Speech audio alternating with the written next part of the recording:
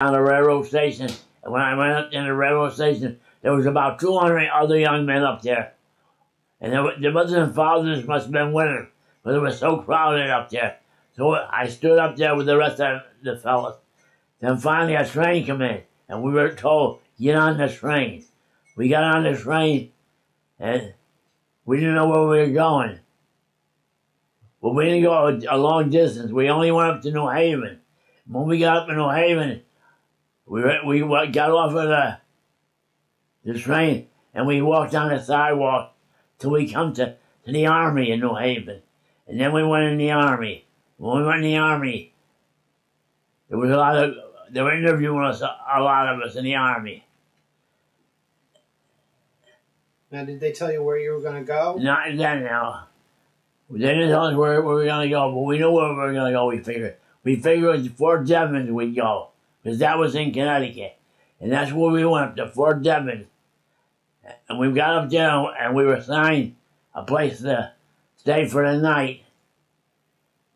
And the next morning when we got up for reveille, we did our exercises, and then we were sent down to the supply room where we got our Army dress down there. All your clothing? What? All your clothing? All our clothing, yeah. Yeah. All our clothing down there. And from shoes up to our head. And then we got... We were told to go back to the barracks we were assigned to, and we did. And the next day, they got us up early again. We went to Rev, we had our breakfast, and we got on a train again. And this time we went to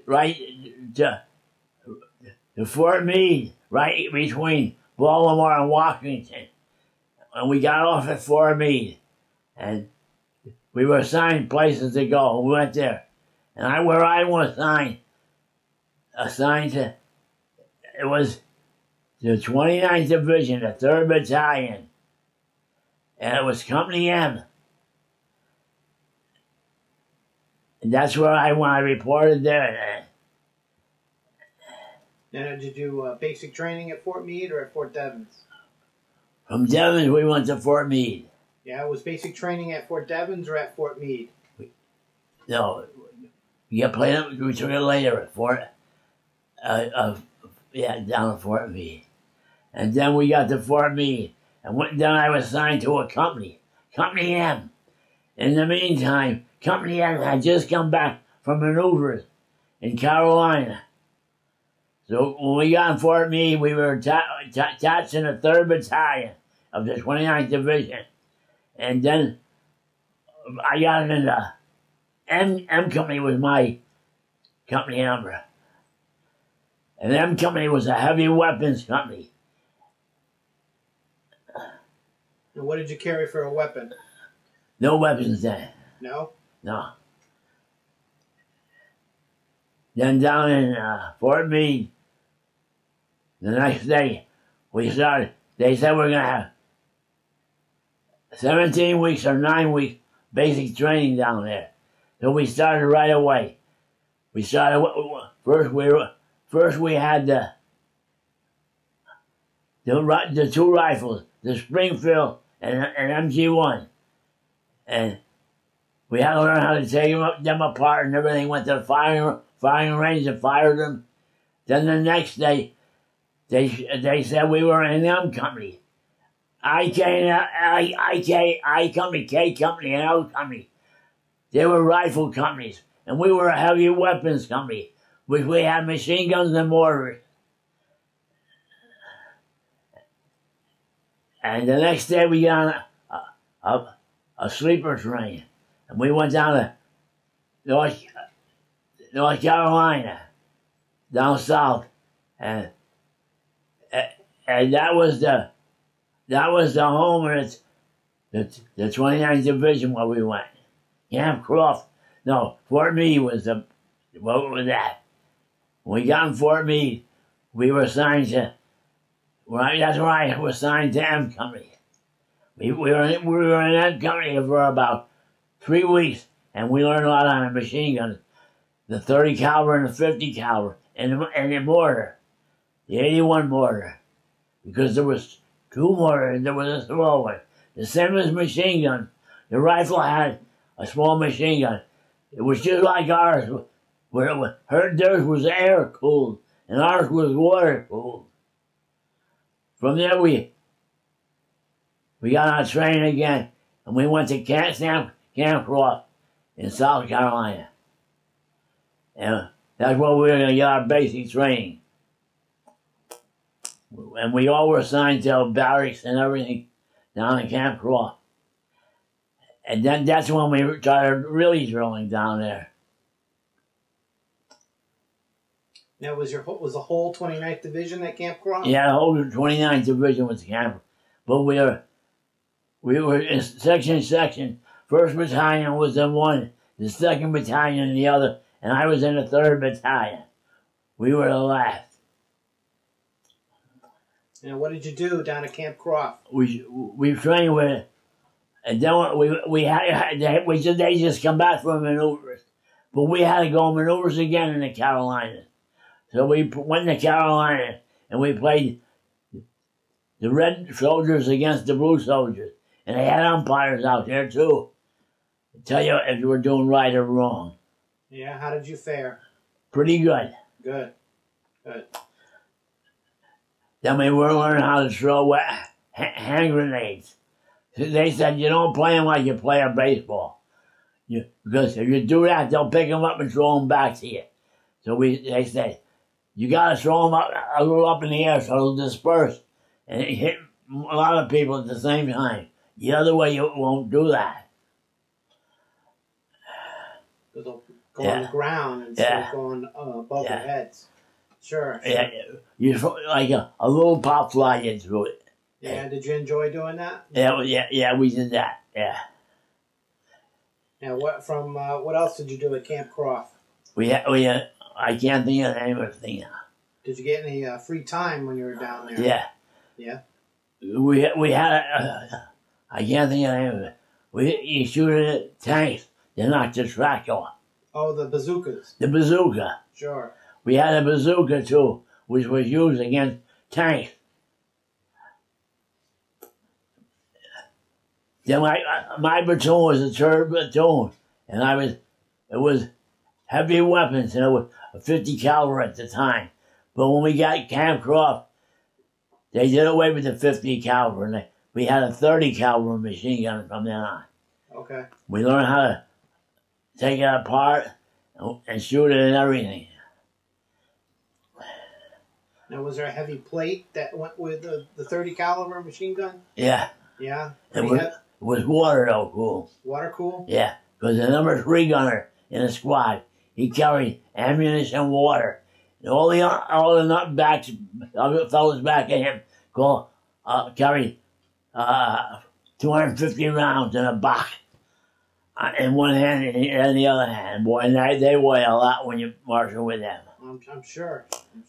But the worst thing I ever thought was for a fellow to carry, if he was in a mortar platoon and he carried the base plate. I felt sorry for anybody who carried the base plate. Well, I got in a platoon, so I was about the 10th man in the back. And I had to carry 250 rounds of ammunition in a little box in my hands. So I said to myself, I ain't going to do this long. So I did the best I could down there, because we first had the 50 caliber before we took it away from them. And I loved the 50 caliber in basic. I was as good as anybody with the 50 caliber or what. Then they shifted us to the 30 caliber. So I was in the end of the platoon. I was about the third man, right behind the number 2 gunner. Sure. And I was carrying the water and the ammunition. So finally I moved up, and I moved up to number 3 man, which was right next. The first man was the first gunner, and the second gunner was the second man. Well, I went up, and the third man was the water and ammunition carrier, and everybody else from the end was just carrying ammunition. And I said, I ain't gonna go out carry this long. So I learned as fast as I could, and I became the number 3 man. just carrying water and the ammunition. Then after that, I was doing so good, I become the number 2 man. Then I become the number 1 man. Then one day they came to me and they said to me, "You're going to be in headquarters company." I said, "Yes." I said, "What do I do there?" They say, "We're distance. We're giving you a thing, an instrument. You can tell the distance, how far we want to shoot at." And you look in there and you pick out an object out where they said it was. And if it was a telegraph pole, you put the telegraph pole in there and show it, and then it show it coming down. So where the 2 poles met, that was the distance that we were away at. Now, how far could the mortar shoot? How far could it go? Mortar could shoot way out. Yeah? Yeah. Is that what you ranged? Did you do range for machine guns or range for both. mortars? Mortars? Yeah. Both. Okay. Because I was in Company M. We had runners, we had telephone guys and everything. So you could tell the machine gun people like how far out the bad guys were. Yeah. Okay. You figure how far out they were. So they could adjust their machine gun fire. Because if it was a church steeple, you put this church steeple in there and you keep moving it until they were on top of each other. Okay. That was the distance they would be. Okay. So from where did you go from Camp Croft? We went on maneuvering. We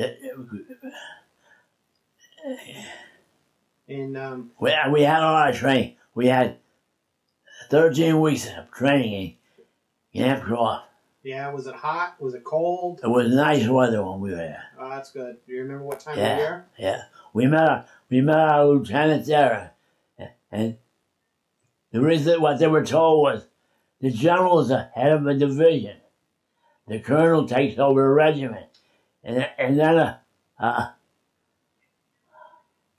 major, he takes over a battalion, and then a company takes over the captain. Yeah. And we were told we were going to be built up to whatever it was to build how many men for a whole division. Okay. And that's the way they did it. Now, when did you head back to New York to get on Queen Mary? Do you remember when that was? Yeah. After we were in New Jersey. I can't remember the camp we were staying at. So one morning, we got on army trucks, and they took us down to the dock. We got on some kind of boat, like a ferry boat. And we were piled in there on top of each other. And we crossed in the waters to New York. Then when we got over to New York, we had to march off there. And that's when they call your last name and you'd answer with your first name. And then you go up the plank where we had to go. And I was nosy, so I had to look around because I wanted to see what was on the other side. And I looked around. The Normandy was laying. The French boat was laying on the side. And they got a fire. And they put the fire out. They poured so much water in it, she fell over on her side. And she lay there for about 2 years before they took her away. So then as soon as we started to get on the boat, we asked the men who worked on the boat, "What's this?" They said, "This is the Queen Mary." They said, "This is just like the Queen Elizabeth." So we got on the Queen Mary. We were assigned places to work, sleep. Some men slept in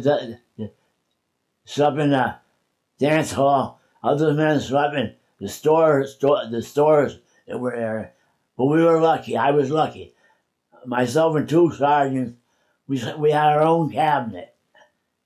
We slept in our own cabinet. Then the next morning we ate, and boy, we had eggs, but I couldn't eat them. They don't make them in England like they make them here. Them English cooks. Now, how long was your boat ride from? 5 days. 5 days. 5 days we were on the water for 5 days when you could see land.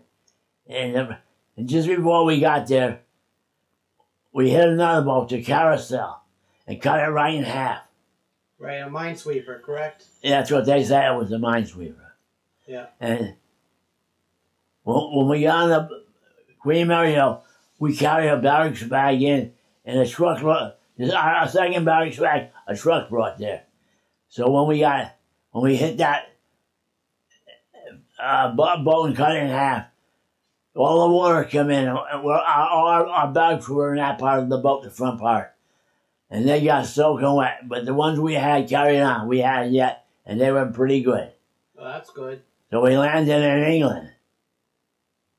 You landed in Glasgow or Edinburgh? Yeah. Do you remember? No, I don't remember. Well, we landed in England. When we were landing, the 1st Division was just leaving because they were going to make the invasions of Italy.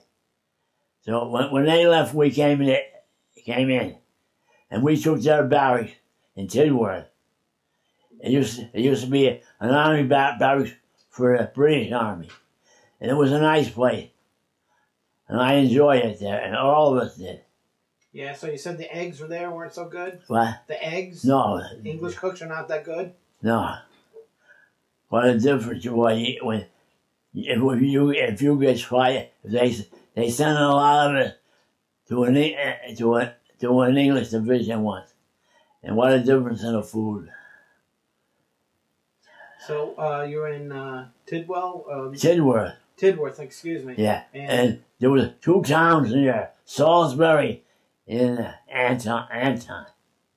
And in them days in England, they had big flags up in the big things that fly like the big balloons in the ground. Sure. So if the German planes come in, they have them balloons.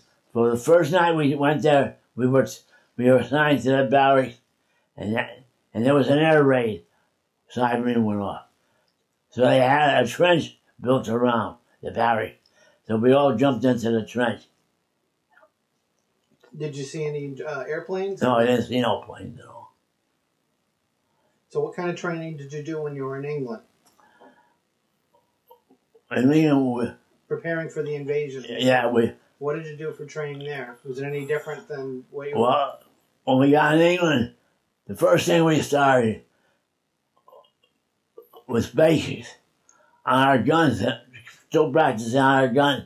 Then we took a lot of hikes, 25-mile-hour hikes, and our major. To me, he was the best-looking soldier I ever seen. Major, I can't think of his name now. And he always marched with us. If we went on a 25-mile hike, he was with us. So, first they went to the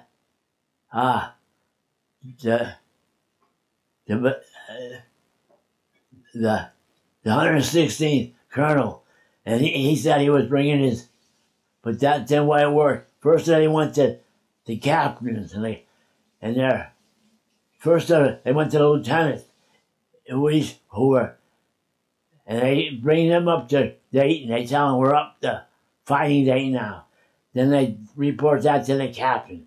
The captain would report that to the major. The major would report that to the regimental commander. And he'd report that to the general, the head of the division, until we got up to full strength. Then we got up to full strength in Tidworth, and then we get on marchers, get on trucks, and we would go to a place, and then we would go on infantry, they called it infantry boats or something. We go on those infantry boats, and when we get on them, we go down on a cargo net into smaller boats. Okay. And that were the landing boats, and we'd hit a place called Slapton Sand, which was supposed to be just like the one in France, and we used to hit that sand about once a week until we had good training on that, going down the nets and everything. Now, was that hard going off the nets and into the smaller boat? No, it was easy. Yeah. Because you couldn't grab like that. You had to grab the ones going down. Because you grab the other way like that, the guys come down would step on your hand, so you drive the ones going that way. Okay. And then you get in them boats, and we hit the beach and slapped in sands. And then after we went a little distance, we regrouped to go ahead, and that's what we had, slapped in sand. Now, do you have an assigned order on the boat, or who got off what? Well, we slapped in sand. One night, they had 10 big boats. That's how much they needed for the invasion, I claim.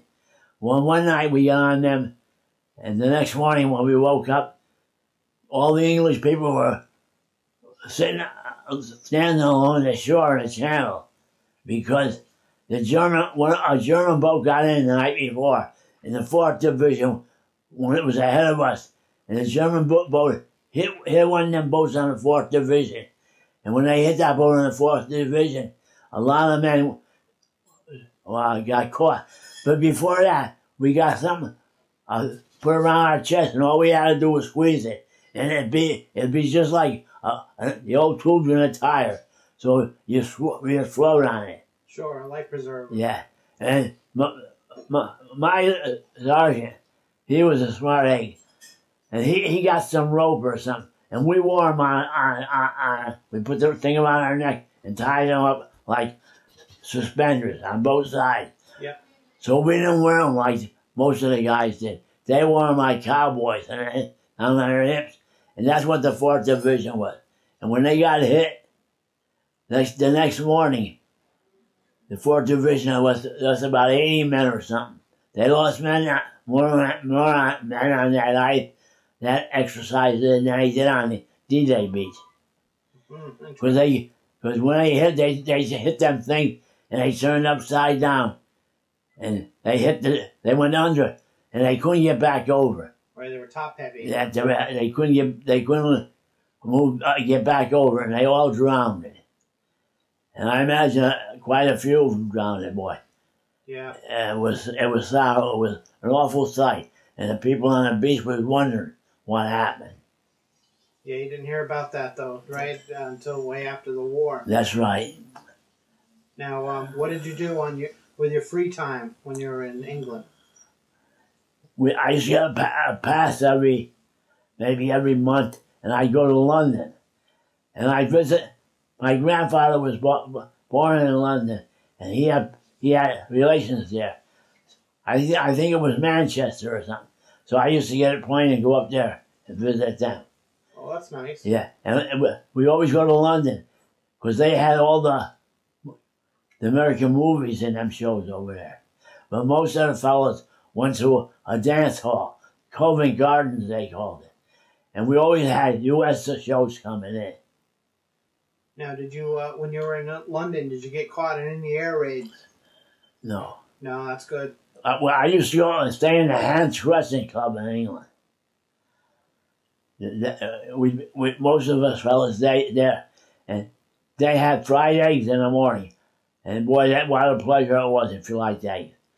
So I wish to go through the line. Then I get in line to go through a second time.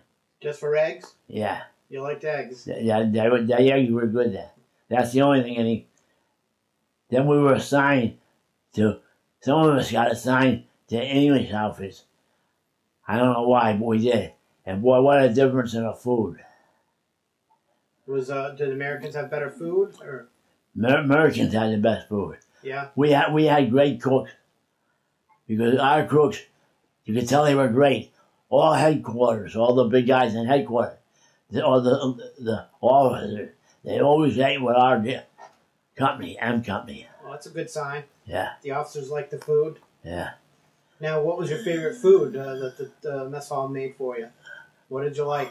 Do you remember? We get powdered eggs in the morning. Yeah. And you got used to them. Then when you went out on a hike, you got 2 sandwiches. I never ate the sandwiches. I used to get in the mess line, and I didn't take the 2 sandwiches they gave. Because they jelly they mixed with peanut butter, and I didn't like that.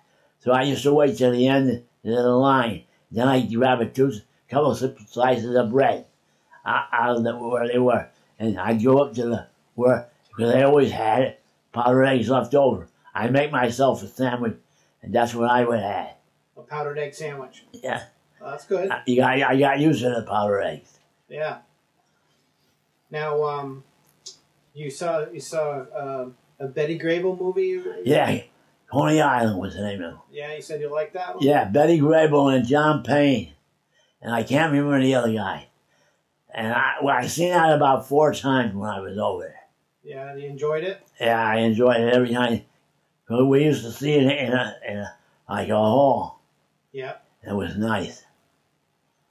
So, what other training did you do on Septon Sands? Any other training in Septon Sands? Slapped in sand. Septon Sands, excuse me. No. We hit that beach and we go a little ground inland. And then we stay together and put our machine guns up and stuff. Because you don't shoot the machine gun straight. Because if you shoot the machine gun straight, people can come through this. You crossfire. Sure. You put a machine on this corner, you put it on the other corner. And then all the bullets, nobody can get through. Now, did you correspond with your mom and dad while you were in Yes. England? I corresponded. I wrote a letter home every day I was in the service. That's great. But they cut out something if you didn't want, because they were censored. Every letter was censored, and their lieutenant's name was right on the letter. And if they didn't want something, they didn't want you to hear, they took it out. Because about the boat, when I wrote home, I couldn't put that in the letter. The Claricel was the name of the boat, well, we cut in half. Yeah. But after the war and everything, it came out about it. Now, how often would you get mail from the United States? I say once a month from my mother and father. Yeah. Did you get multiple letters or just Yeah, I got packages. packages? I got packages with Milky Ways in them. I love Milky Ways, and my mother and father always sent me Milky Ways. Oh, that's great. That's great. Yeah.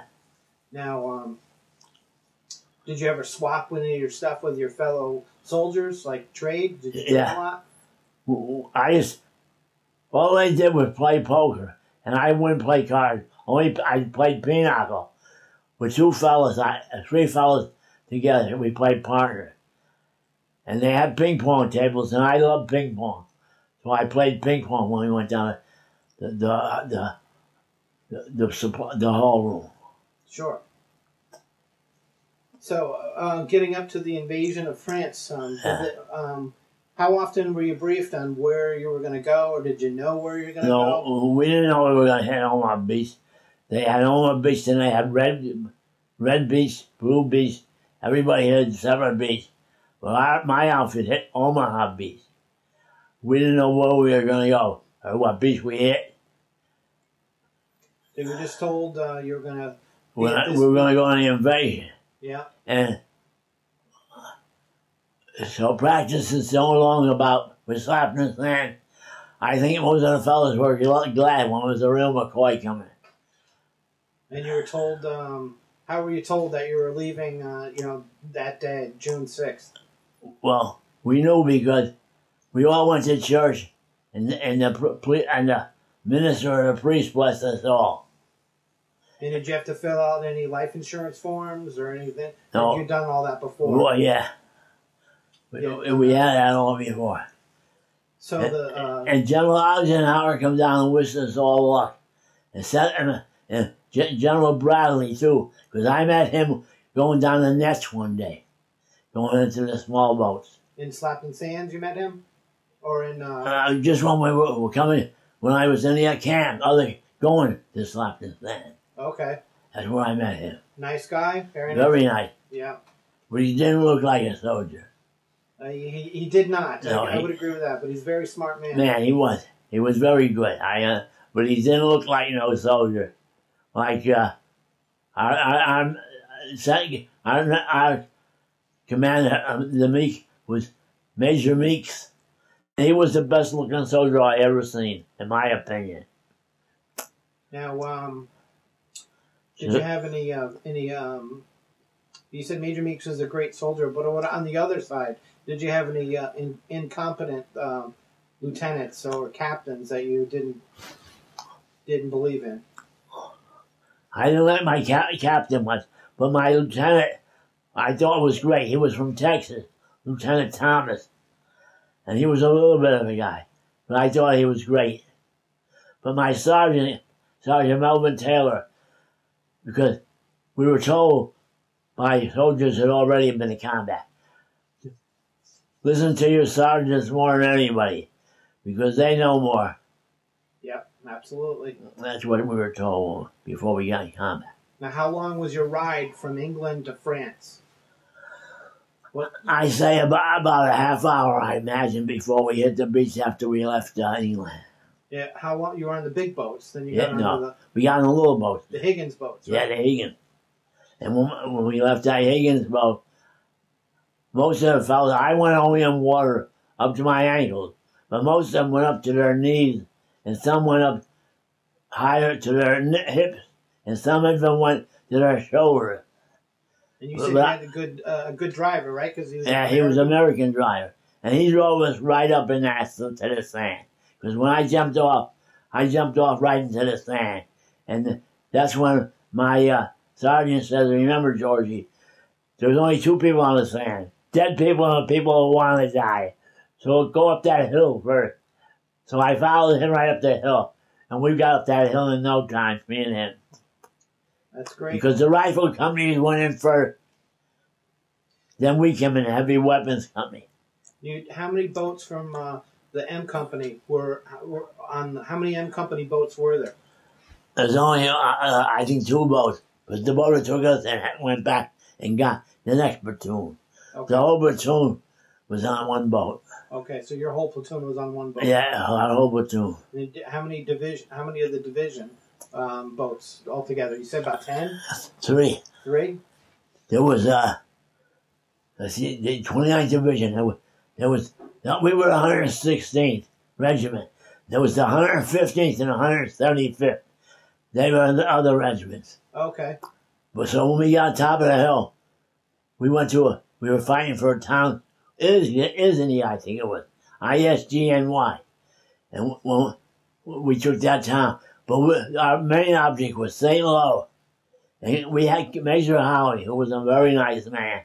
He was the major then of our battalion. And he said he wanted to be going St. Lo. Well, the night before St. Lo, he got killed in action with the fellows in the headquarters in his company. They brought him into St. Lo. So he finally got to St. Lo. And they finally went St. Lo. Now, when you got off the boat, you said you were the second or third man off your boat? I was the second man right behind my lieutenant and sergeant. Were you taking on mortar fire, machine gun fire? We were taking on everything? Yeah. I think it was mostly mortar. Mortar? And machine gun fire. Now, did you recall how far of a run up the hill?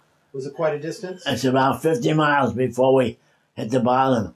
And then when we talked that, it was pretty steep hill. Pretty steep? Yeah. And when we got up to the top, when we went down a little bit, it was all swamp. Yeah, it was all swampy. You got more wet in the swamp. Yeah. Then I getting off the boat. Sure. I did. Yeah. Now how, you said a lot of the problems were the hedgerows? Oh, yeah. Everything was hedgerows there.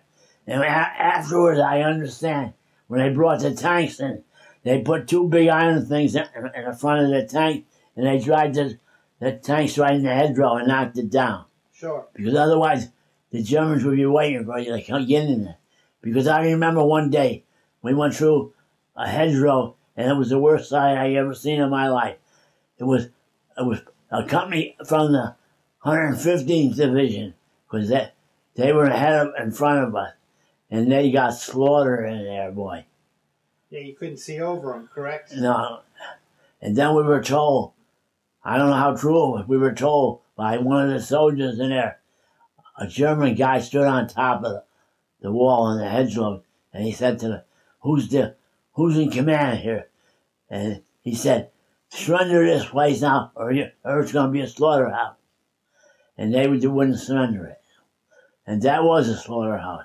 Arms, legs, heads, and everything. Like I'll never forget that day. I told my children that. I told my daughter that when I came home. But I remember when we went on the small boats from the big boat we was on. One of the fellas fell off the net, but he was all right. He just got bruises. Yeah. You said you had a good friend, Chick. Your best friend, Chick, was killed right next to you. Yeah, Chick Evans. He was killed when we were climbing a hill. Climbing the hill right next to you? He was about alongside of me. Yeah. He was a runner in the headquarters. Well, where was Chick from? He was from, I don't know where he was far from away. But then I got in with a fella, Jimmy Huffaker. He was the youngest guy in the platoon. And he was from Tennessee. Yeah. And he was the youngest guy in our platoon. But we had a lot of nice fellas in our, they were all Southern boys.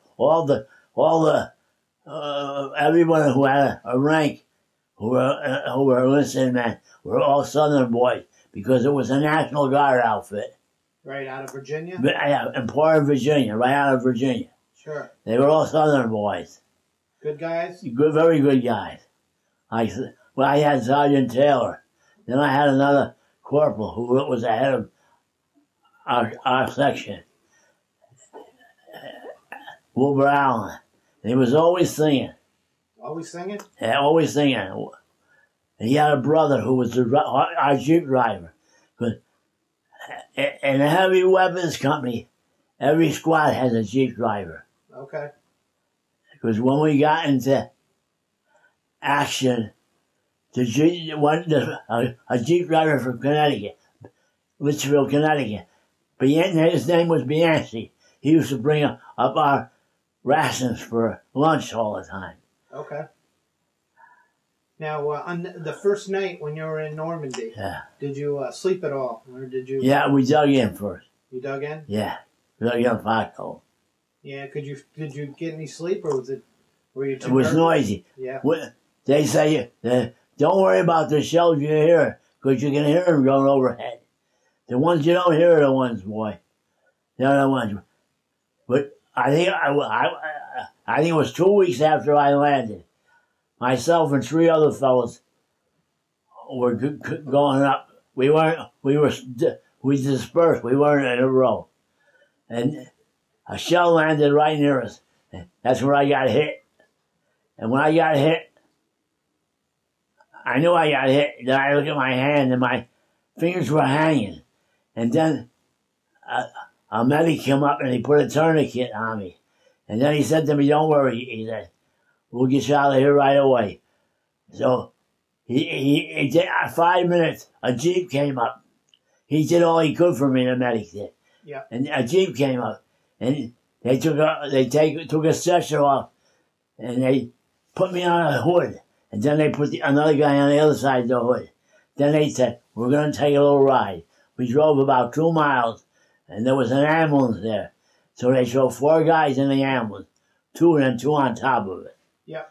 And then we got to the beach and they said, see that over there? They said, that's a hospital.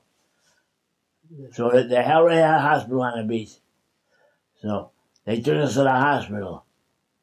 And then that's where they fixed me up in the hospital. And when I woke up the next day, I had bandages on my hands as big as a boxing glove. But I felt around, and with the nerves and stuff, I felt my fingers moving and everything. So I was wondering how bad I was hit. Yeah. Then when they cut the bandages off, but before they cut the bandages off, they took us to a hospital in England. By an airplane, they took us to a hospital in England. Okay. So the first day I worked in England, when they took the bandages off, I learned a lesson. They put bandages on that are Vaseline. And so when I watched the first day, and the nurse come by, and he went, run. I said, that ain't going to happen no more.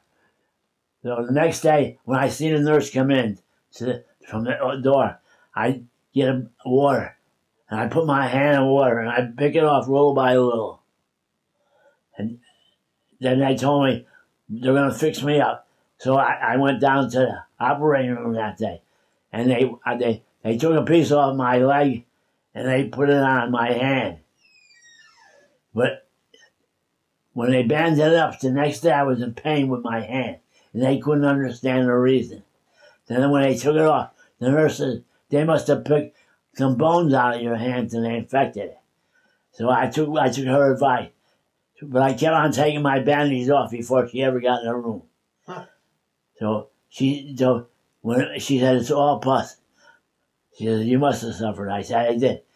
So she says, don't worry, they'll take care of you again. So she said, they're arranging to do something on you again. So the next day I went back to the room, and you use a pinch graft, they call it. Little piece of skin, and it grows together on your hand. Yeah. But it looks terrible when they undone it. The pinch graft. Now, did they operate on your hand in England or? In England, they did them 2 operations. Yeah. They put the one piece on, then when they took that off, they did the pinch graft. Because you see on my legs all the little dots where they put that on. So then we come home.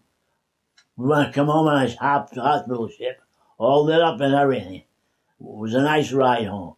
The food was like American food. Good. Really yeah, good it was very good. Now, when you traveled back, did you travel back with any guys from the 29th Division? Only one guy. Only one? He was from the 29th Division, but he wasn't from my company. Different regiment? Different company. Oh, different company, I'm sorry. Yeah. But I knew him because he worked for my father. Oh, he worked here in Connecticut? Yeah, he worked for Tidal. His name was Tony Seapot. My father drove a gas truck, and he was the guy who loaded the gas truck. His name was Tony Seapot. He's the only guy I ever knew from Connecticut when I was in the service. Then a kid from Connecticut, Litchfield. Bianchi, his name was. Right. Now, how did he fare in the war? Was he killed? He was a Jeep driver. Yeah, did he survive the war? As far as I know, yeah. Yeah. What about your Sergeant Taylor? How did he make out? He went out, but his brother got killed. His brother was in headquarters company. He got killed. Was he killed in the invasion of France? Robert Ely, yeah, he was killed in the invasion. Okay. Then we had 2 brothers in there, Turner brothers, Charlie B. Turner and Tom Turner. Okay. One was the head of the mortar platoon, and the other one was in the 2nd platoon in a machine gun. And somebody came up and told Tommy Turner that his brother got hit. So when he went back to look for him, that's the worst thing you have relations in there. And his brother was killed. Huh. That's unfortunate. But our lieutenant and Sergeant Taylor, our sergeant, were all right. Okay, did you talk to him after the war, Sergeant Taylor? When I went back to a reunion, he was dead by then. Oh, he was? Yeah. Okay. But the kid Allen, who was the first non-com I knew, he got killed walking across the street in an automobile accident. That's unfortunate. Yeah, well, it was. But they were all nice fellas, those other boys. They treated me good. Can you tell me about when you got back to the United States and went to Cushing Hospital? Yeah. Cushing. That was great up in the Cushing Hospital. They treated us wonderful. And at Christmas, they give us, each guy there, they give him a $5 bill. I don't know where they got them from. But I remember getting a $5 bill up there. This is in Framingham, Massachusetts, right? It's up in Massachusetts, yeah. Yeah. Cushing General Hospital. And there was a lot of German prisoners up there who used to clean up the ground. And Italian prisoners. No kidding. Yeah. And they had them out on the grounds. Now, what was your attitude towards them? Did you... No, nobody liked them. Nobody liked them? No. Had no use for them. Yeah, I bet. No use at all for none of them. Especially because you're sitting in the hospital. Yeah. Like you got hurt by one of these guys. But Cushing Hospital was good. And they used to take so many guys to the hockey games. Because the hockey season was on then. Yeah, yeah. And I liked Cushing Hospital. They treated us all wonderful. Now, you had an additional surgery when you were at Cushing Hospital? Didn't you say the doctor? Yeah, Dr. Irwin, his name was. Before he would operate on you, he'd take a picture of you, and then when he finished, he'd take another picture of you. Because he's the guy that fixed my hand the way it is today. And then there was another doctor come in. I can't remember his name. He said to me, "You're going to go on the more operation." I said, "Why?" He said, "We're going to take your knuckles out. So you're over here," he said, "so your happy hand will be on." I said, "I'm happy where it is." He said, "All right then, you're happy." That's great. When were you notified that you were going to get the Purple Heart? When were you told? Were you told in England? No, when I come to the United States, I got the Purple Heart, and they gave us all the Bronze Star. Everybody went in on invasion, got the Crown Star. And a fellow from New Jersey, he got the Silver Star too, and he really deserved it. Yeah. Larry Shorter, his name was. Did they give you the Purple Heart while you're at Cushing Hospital? What? Did they give you the Purple Heart when you're at Cushing Hospital? Yes. Yeah? They give the thing most infantrymen liked, though, was the combat infantryman badge. That's what we got in Cushing Hospital. With the rifle and clusters. Yeah. The rifle's just the infantry. Then they put the cluster around it. That's the man you was in combat. That's right. That's right. And that's all the infantrymen used to think. They all wanted that badge, boy. And I remember we got it. The fellows that didn't get it the first day were mad that somebody got ahead of them. Do you mind if you show us your medals? Yeah. Where'd she put them? There you go. That's your Purple Heart. Yeah. There's your Purple Heart. Yeah. And let's see your Bronze Star. There it is. There they are on my hat that I wore. Oh, that's great.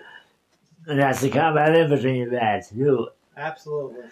That's the badge an infantryman, especially if he's got the reefer on it. Now, was there? What are some of your fondest memories of your service time? What did you like the most about being in the Army?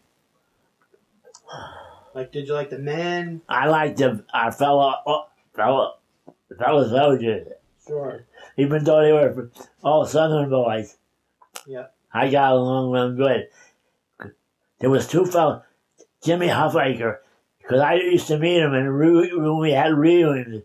We always had reunions. I went to every reunion we had down in Virginia.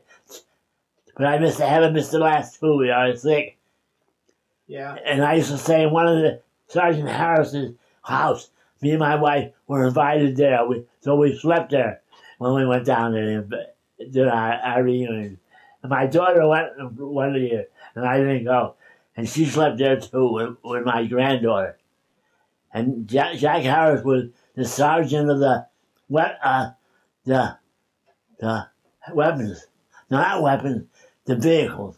Okay. He was sergeant. Everybody wanted to drive a vehicle down there, and I think all boys from the north were driving, most of them. Now, you're in the. Are you in the American Legion or in the Veterans? I'm in the American Legion. Yeah. 141. Yeah. Are there any other organizations you're in? Are you in the 20? I'm in the DAV too. DAV. But I'm not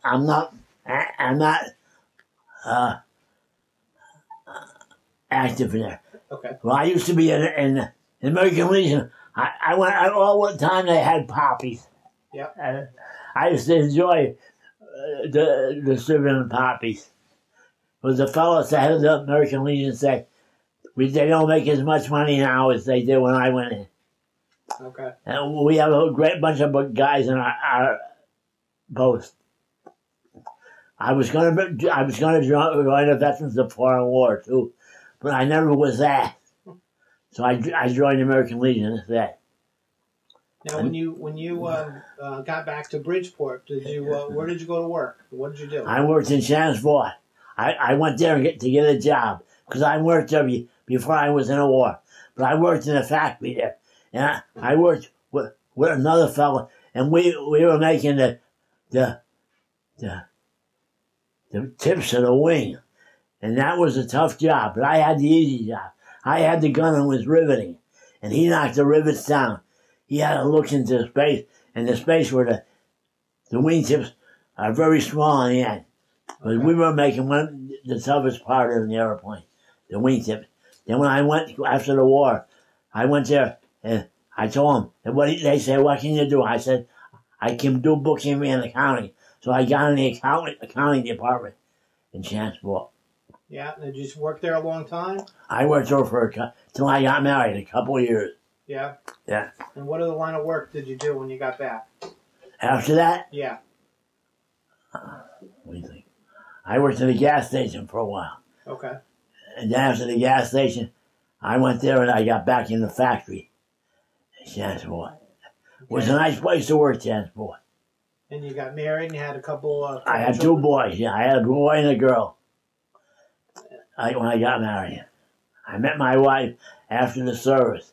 Her brother introduced me to her. He was in the Air Corps. We were crossing the street one day. He was crossing with his sister because they lived on the opposite side of the street as I did.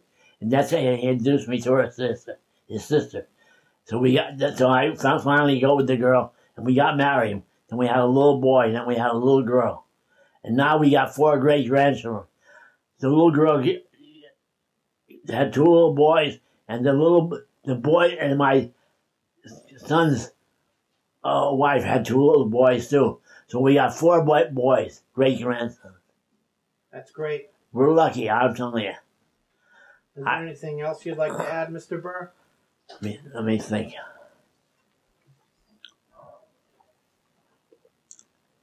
There's only 3 men left for our reunions. Only 3? And I'm one of them. Now, who are the other 2? Do you know? One was, he used to be a principal down south. Are they both down south? Your 2 other... As far as I know, there's other ones in Florida, and he's a principal at school. Okay. But my sergeant died. Yeah. Well, we stayed at the guy's house. He died too. Like I told you, there's only 3 left. That's what Susie told me. Was the last letter she got. But we used to stay. We had great reunions down there. We had it every year. Well, Mr. Burr, I'd like to thank you for your time and for your story. I hope you liked it, that's all. I tried to do it the best I could. You did great. Thank you. Thank you very much.